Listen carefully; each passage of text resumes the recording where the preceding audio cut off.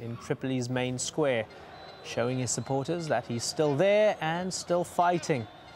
But rebels say they are coming for him and are holding Misrata. 18 people were reported to have been killed in the fighting, and they've regained a zawiya just 30 kilometers from the capital, Tripoli. Bin Jawad, though, closer to the anti-Gaddafi heartland, has apparently been retaken by the army.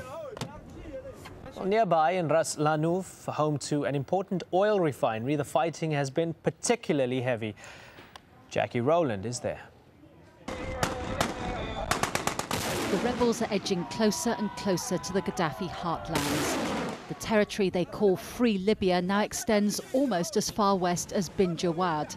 That's just 200 kilometers from Gaddafi's hometown of Sirte. We advanced to Bin Jawad and we discovered that Gaddafi troops had recruited teenagers and made them stand on the rooftops to shoot at us. After that, we decided to withdraw from Bin Jawad to work out a new strategy to return and capture the town. The rebels are chaotic and living on their nerves. Their mood swings from panic to euphoria.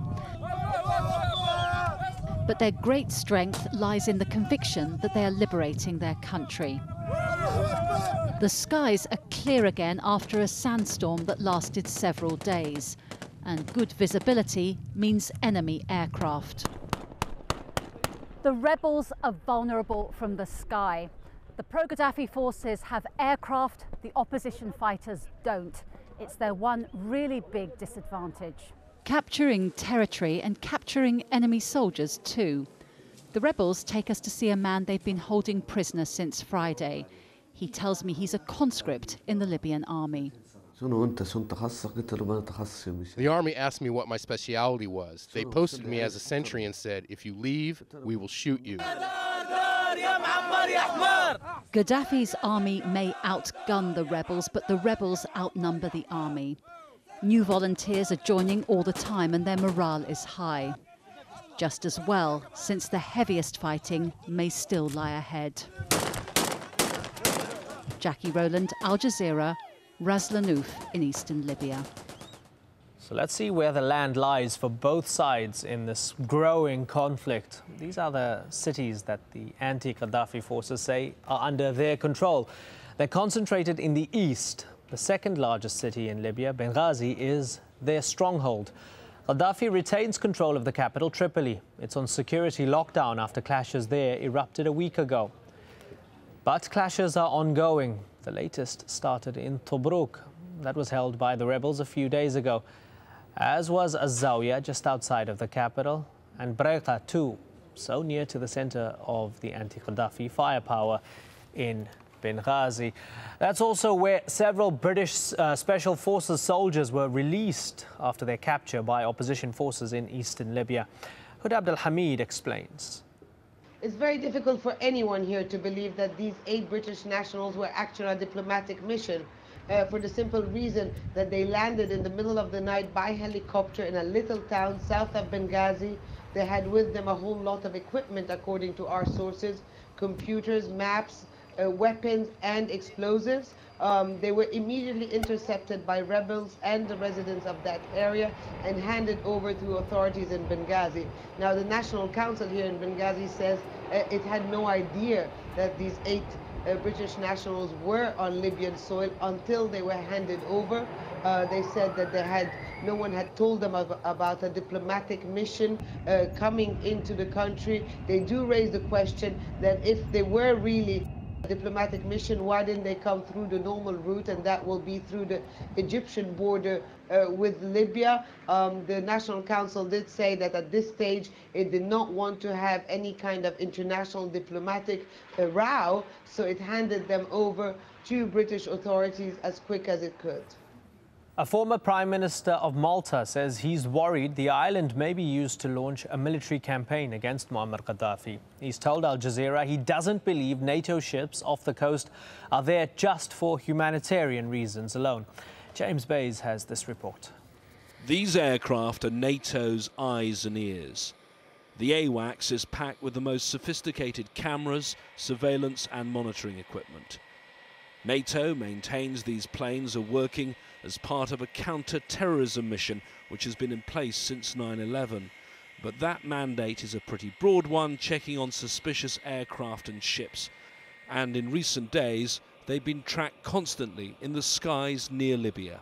They've been showing particular interest in this Libyan aircraft, part of Colonel Gaddafi's VIP fleet based at Mytika near Tripoli.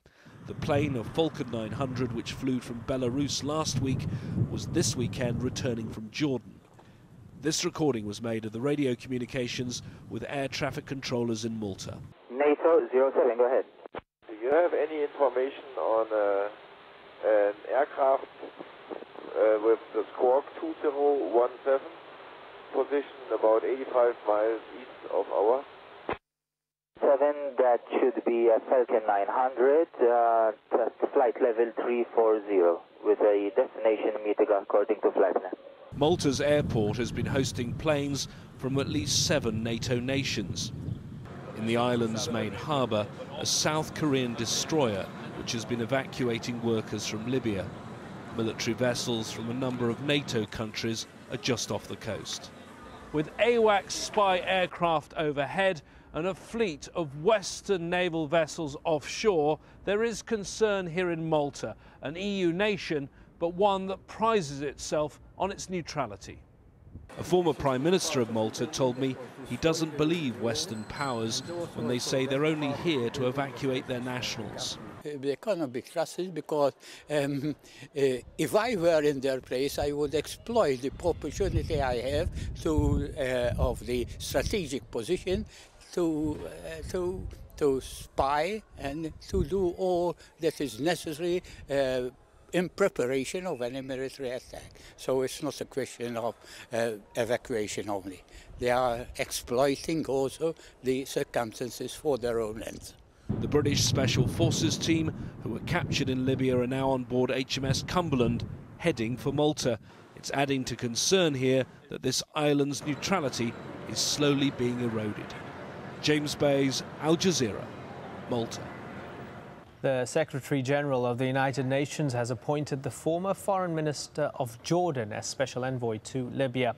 And the former Deputy Ambassador to the UN for Libya, Ibrahim Dabbashi, says his former boss is now the confirmed representative for the opposition.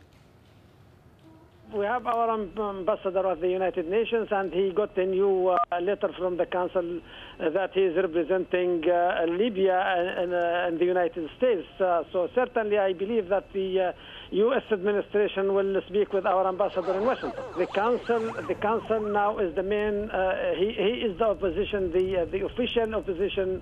He is the organ of the official opposition in Libya, and I think there is a national consensus on the Provisional Council. Yes.